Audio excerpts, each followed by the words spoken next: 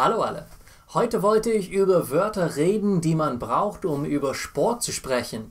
Es wäre zu kompliziert, um über jeden Sport zu sprechen. Deshalb habe ich nur ein paar Wörter ausgewählt, die man mit vielen verschiedenen Sportarten verwenden kann. Zuerst, wie man schon gehört hat, ist das deutsche Wort Sport auch Sport auf Englisch. Aber wenn man über eine bestimmte Sportart oder mehrere Sportarten spricht, dann sagt man Type of Sport auf Englisch. Sportarten enthalten Laufsport, Kraftsport, Luftsport und Profisport. Wir beginnen heute mit Laufsport. Es gibt 3 Kategorien davon. Kurzstrecke bis 400 Meter, Mittelstrecke zwischen 800 Meter und 1600 Meter und Langstrecke über 1600 Meter. Auf Englisch nennen wir das oft Track and Field, aber auf Deutsch sagen wir Leichtathletik. Was wir auf Englisch Field nennen, enthält auf Deutsch der Kugelstoß, der Diskuswurf, die Wurfscheibe manchmal, der Speer oder der Wurfspeer, der Hammerwurf, der Hochsprung, der Stabhochsprung, der Weitsprung und der Dreisprung. Kraftsport heißt auch Gewichtheben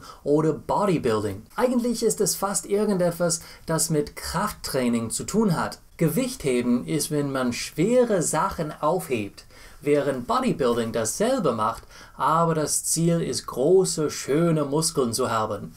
So wie meine. Luftsport sind die Sportarten, die man in der Luft spielt. Das enthält Ballonfahren, Segelfliegen, Drachenfliegen und Fallschirmspringen. Natürlich sind Profisporten die Sportarten, die von Profis gespielt werden. Heutzutage ist das fast jede Sportart. Hast du schon gewusst, dass Gehen ein olympisches Spiel ist? Und ich habe gedacht, dass Curling das blödeste Spiel der Olympischen Spiele wäre. Zuerst müssen wir die wichtigsten Sportarten nennen. Offensichtlich gibt es viele Spiele, die das Wort Ball enthalten. Sie sind alle männliche Wörter, aber man verwendet meistens keinen Artikel vor diesen Sportarten. Hier sind ein paar Beispiele. Fußball, Football, Basketball, Baseball, Volkerball, auch Zweifelderball, Handball und Kickball. Es gibt auch Ballspiele, die das Wort Ball nicht enthalten. Glücklicherweise sind sie meistens dieselben Wörter auf Englisch oder ganz Englisch. Es gibt Bowling, Kegeln, das ist 9 Kegeln anstatt 10, Tennis, Tischtennis, Rugby, Golf und Hockey. Ich weiß schon, dass man bei Hockey keinen Ball hat, aber bei Street Hockey oder Straßenhockey gibt es doch einen Ball. Wenn man einen Ball in einem Spiel benutzt,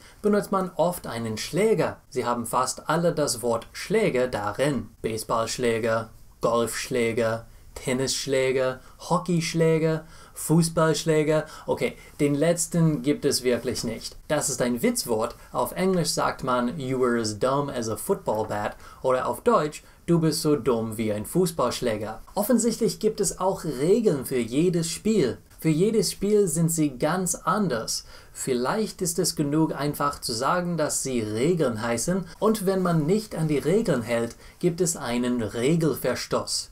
Aber normalerweise sagen die Deutschen einfach nur Foul. Es gibt manche Leute, die die Regeln durchsetzen. Sie heißen entweder Schiedsrichter oder Ringrichter. Obwohl die Regeln für jedes Spiel anders sind, gibt es ein paar Verben, die wir mit vielen Sportarten verwenden können. Zum Beispiel Rennen und Laufen sind to run auf Englisch. Aber ich glaube, mehr Leute sagen Laufen anstatt Rennen. Das Verb schlagen ist to hit auf Englisch und kann mit fast jeder Sportart mit einem Ball verwendet werden. Es gibt auch das Verb werfen. Das ist to throw auf Englisch. Man kann das Verb fangen verwenden, um zu sagen, dass man den von jemandem anderen geworfenen Ball in der Hand hat. Wir haben heute schon viele Wörter über Sport gelernt, aber du sollst jetzt in den Kommentaren schreiben, was für Sportarten du in einem anderen Video sehen willst. Soll ich über Fußball reden? Soll ich über Baseball sprechen? Was willst du lernen? Schreib mir unten in den Kommentaren. Das ist alles für heute. Danke fürs Zuschauen. Bis zum nächsten Mal.